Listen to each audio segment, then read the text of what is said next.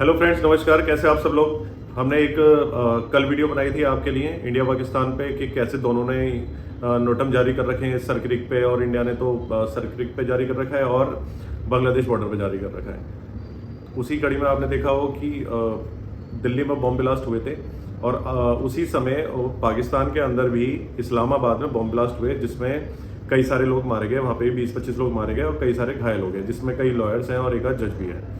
तो कुछ ये भी सुनने में आ रहा है कि पाकिस्तान ने, क्योंकि मोदी जी ने पहले ही कह रखा था, राजनाथ सिंह जी ने पहले ही कह रखा था कि हमारा ऑपरेशन सिंदूर अभी भी ऑन है, हमने उसे ना पॉज किया है ना क्लोज किया है।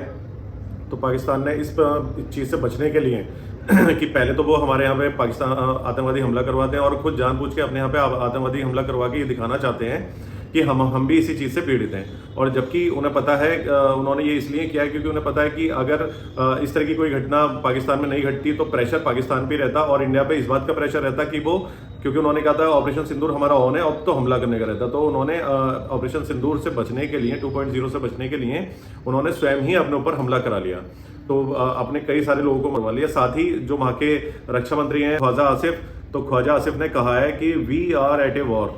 तो उनकी तरफ से नोटम भी जारी है कि जैसे हम पहले ब्रह्मोस मिसाइल को नहीं झेल पाए थे या इंडिया का हमला, तो इस बार वो पहले से ही तैयारी कर रहे हैं। तो मुझे ये लगता है कि बहुत जल्दी इंडिया पाकिस्तान में फिर से एक बार भीषण युद्ध हो सकता है। पहले तो 2 दिन में रुक गया, लेकिन इस बार अगर युद्ध हुआ तो 2 दिन में नहीं रुकेगा, ये लंबा चलेगा। हमारे मोदी जी ने भी कह दिया है कि जो भी कल्प्रिट है और जो भी जिम्मेदार पर्सन है उसे छोड़ा नहीं जाएगा, चाहे वो किसी भी देश का हो, चाहे वो इस देश का हो या उस देश का हो, छोड़ा किसी को भी नहीं जाएगा। कई डॉक्टर्स पकड़े गए हैं जिनके पास RDX भी मिला है, मैगजीन्स भी मिली हैं और कुछ ऐसा बॉम्ब मेकिंग मटेरियल मिला है उनके पास जिससे वो कई सौ बम बना सकते थे और हमारी इंडिया की एक बड़ी आबादी को वो नुकसान पहुंचा सकते थे। ये तो हमारी जो रॉ है, IB है या दिल्ली पुलिस है, जिसने समय पर इस तरीके के हमले को नाकाम किया और कई सारी जानें बचा ली। लेकिन अनफॉर्चुनेटली फिर भी हमारे कुछ लोग मारे गए। डॉक्टर्स के पास जो भी मिला है 2900 किलो बॉम्ब मेकिंग मटेरियल मिला है और ये जो केमिकल्स थे इससे बड़े नुकसानदेह और ऐसे